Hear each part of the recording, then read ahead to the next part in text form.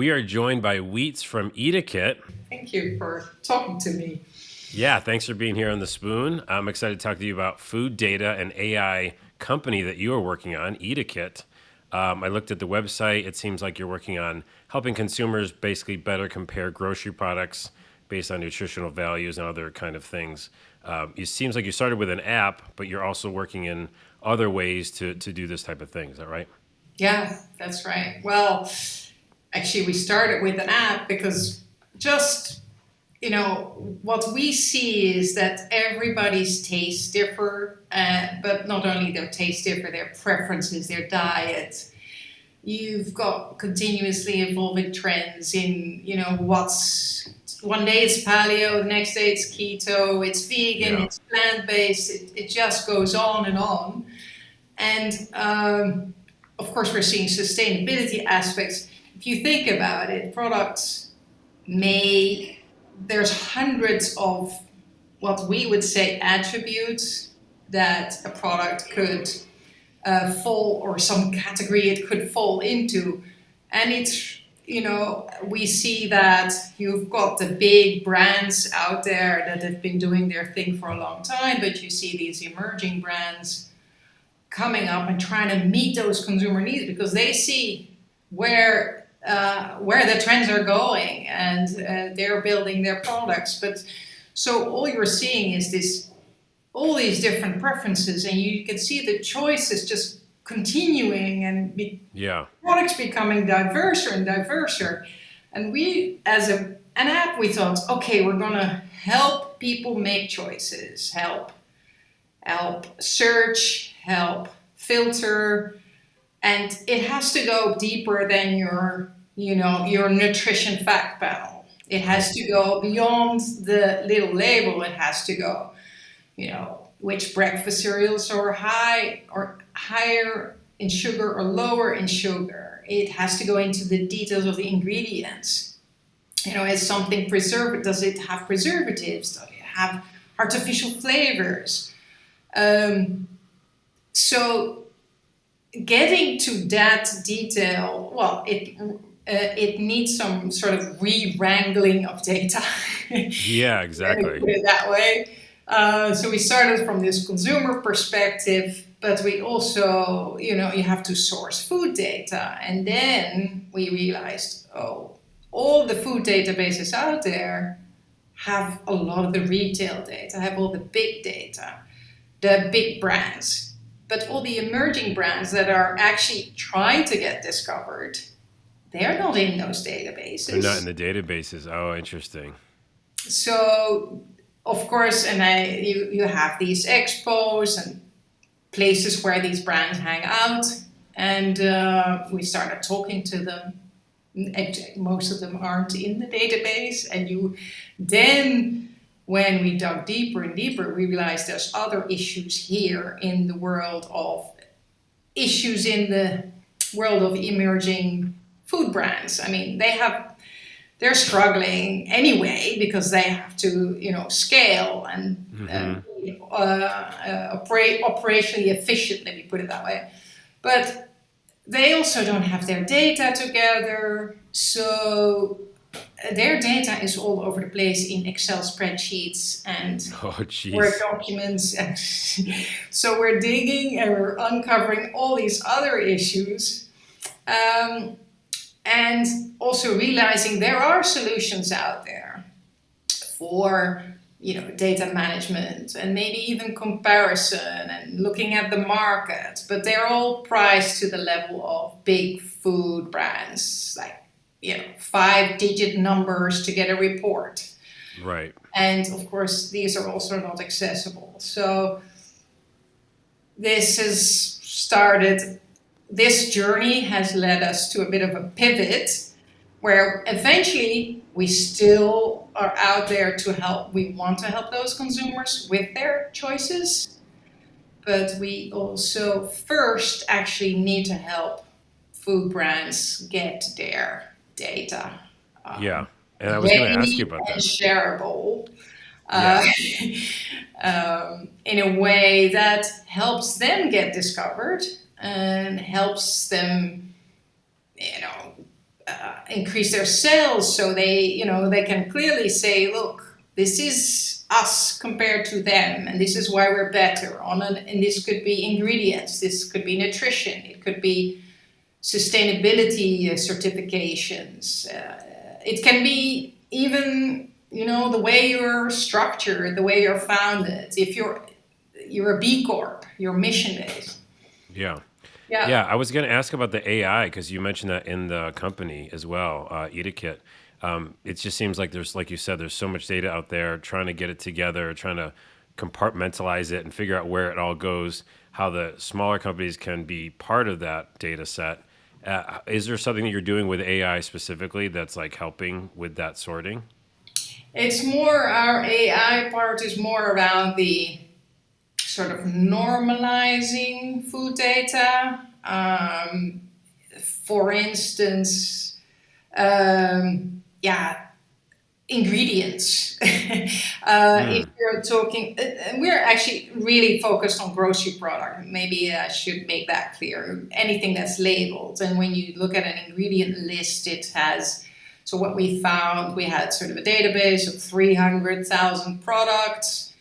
You look at the ingredients, and we found 300,000 unique ingredients. Yeah, I won't get it too technical, but Yeah, yeah. but then we realized, I mean, this can't be true either. So the AI part is really around the algorithms in identifying what really are those ingredients. So it's not Mm, really 300,000 ingredients. It's actually more around 2,000 unique ingredients. And, matching, yeah, we built algorithms to clean it up, because ingredients in the end are the building blocks to um, in a way you can they're the building they're part of the recipe, right? So right, they're right. building blocks of a product. And then it also gives information towards diets, towards allergies where people are concerned, and even can become interesting when you go into sourcing, right? Maybe your Right. cocoa bean, it starts to get relevant into where it's sourced and throughout the supply chain. And right now, that building block of an ingredient is not part of the bigger picture. Yeah, Well, it yeah. is somewhere, of course, but not in the data perspective. Not in the data. Yeah, and then like you're saying, the AI is really helping you clean up that data, Exactly. um, and that's really important because like 300,000 to 2,000, that's a big difference, and you need to know what you're working with. Yeah. So, what are you working on right now that's kind of exciting with Eatiquette? That's kind of like coming up, or maybe in the future. Yeah, well, we have two. I think for the next months, there's two things. First, we're sort of as a first product, which we see for emerging brands, is a comparison tool that they can compare their own brand, or let's say their soup, with other soups in a category, and then showcase that to retailers and say, okay, this is why we're better on all these characteristics. It's a Oh, that's a B2B thing. B2B product, yes. That's sort of Okay. our first product that we see. And the other part of it is we're fundraising. So I'm doing that, those two things. And Okay. of course, well, I'm not fundraising right now, but we're getting ready to, because, we see it as a big opportunity, and yeah, you can go slowly with bootstrapping, but I think Right. there's so much to do. It makes much more sense to fundraise. And it's such an important, I think a huge part of the industry and the food tech industry right now is getting that data set. And the companies that will do that, yeah, will win, the first to markets, because if you get in there and you have the comparison tools or something that other companies want, yeah, that's huge because everybody is making technology around food and different types of ways to get it and ways to, eat it. But the actually what you want to eat and the consumer side of it is still up for grabs, right? Like we don't know what we should be eating sometimes. So I think that's a big No. part of it. Yeah, and maybe there's something else there too. What you see right now is consumer research. What do consumers want? The way that's done, that's investigated, that's research right now is through consumer panels, and of course you've got your social media listening. You've got market research reports, but really also sales data. So what's being sold at the register at the retailer, that sort of drives this is what consumers want.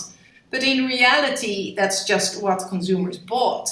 It's not Mm, why they bought something. Getting to the reason of why are people buying certain products is much more important, because it tells you much more about what you should be making next and where the trends are going. And maybe it's, you don't know why people bought a certain product, and it's if you're providing the information, if you're letting people search on, let's say, sustainability characteristics or certain dyes, only then do you know, this is what people find important. And the only way right. to do that right now is to do a consumer panel of 300 people Yeah, that's not. and then pay $30,000 for it, right? Right, right. It's like, yeah, why do people buy things they buy? And that's really important, especially with this like new kind of focus on healthy living and healthy Yeah, eating. yeah. Well, that all sounds awesome. Eatiquette is the company. People should check it out. And also, I wanted to ask you before we leave, what is something else you're really excited about when it comes to the future of food and technology and this merging of the two? I see a lot of. I have my eye out for sustainability, kind of even blockchain type of technology, and knowing how your product was, where tracking it back to the farm and knowing where it's been. That's where Right. my eye is going, and that's where I'm definitely excited about and seeing what's going to happen in that space. I am now too, but you just mentioning it made me remember that that is a cool idea. Because like blockchain is talked about a lot, but the idea of trackability when it comes to food, it totally makes sense. Like that's a logical use of that tech.